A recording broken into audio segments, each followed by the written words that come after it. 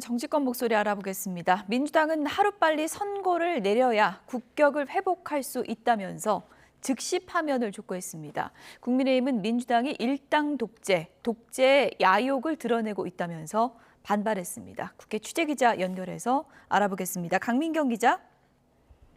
네, 국회에 나와 있습니다. 네, 선거 앞두고 여야 공세 수위도 거세지고 있는데요. 오늘 아침 회의에서 어떤 얘기들 나왔습니까? 네, 민주당은 세계 주요 분석기관이 한국의 자유민주주의 지수를 낮췄다는 점을 거론하며 민주주의의 국격이 무너지고 있다고 주장했습니다.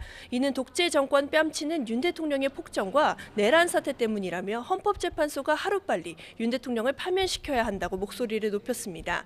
3주째 숙고 중인 헌재를 향해 이젠 결론을 내려야 할 때라고 압박한 건데요. 들어보시겠습니다. 최종 변론이 끝난 지 오늘로 22일째입니다. 윤석열 파면으로 대한민국의 민주주의와 국격을 다시 회복해야 합니다. 헌법재판소는 신속하게 선고를 내려주십시오. 민주당은 마은혁 헌법재판관 후보자 임명을 보류하고 있는 최상목 대통령 권한대행을 향해서도 목소리를 높였습니다. 윤 대통령의 헌정 파괴를 수습하긴커녕 명태균 특검법을 거부하고 수사를 방해하고 혼란을 키우고 있다며 내일까지 마 후보자를 임명하라고 촉구했습니다.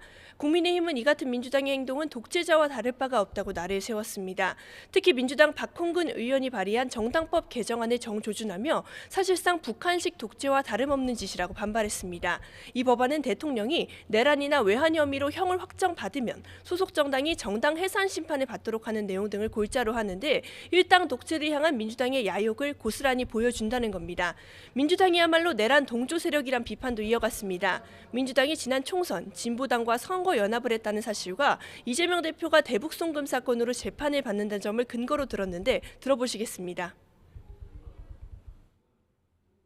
만약 이재명 대표가 대북 송금을 주도한 것이 사실로 드러나면 이적의 수괴라고 지탄받아야 마땅할 것입니다. 이러한 행태야말로 자유민주주의 체제를 전복시키는 입법 내란입니다. 오늘 국회에서 여야 원내대표 회동이 진행되고 있는데 어떤 내용이 주로 논의될까요?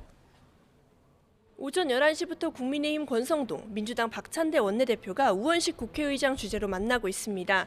우 의장은 모두 발언에서 긴장되는 시기지만 어떤 경우에도 국회는 여야가 힘을 모아서 민생을 챙길 수 있도록 최선을 다하겠다고 강조했는데요.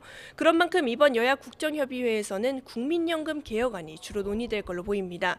현재 양당은 받는 돈인 소득 대체율에서 43%로 합의를 보며 모수개혁의 접점을 찾은 상태입니다.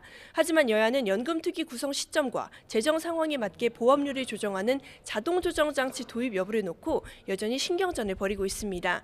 여당은 여야 동수로 구성되는 연금특위부터 구성하자는 입장인 반면 민주당은 야당 소속 의원들이 많은 국회 보건복지위원회에서 여야 합의로 모수개혁안 먼저 처리하자고 주장하는 겁니다.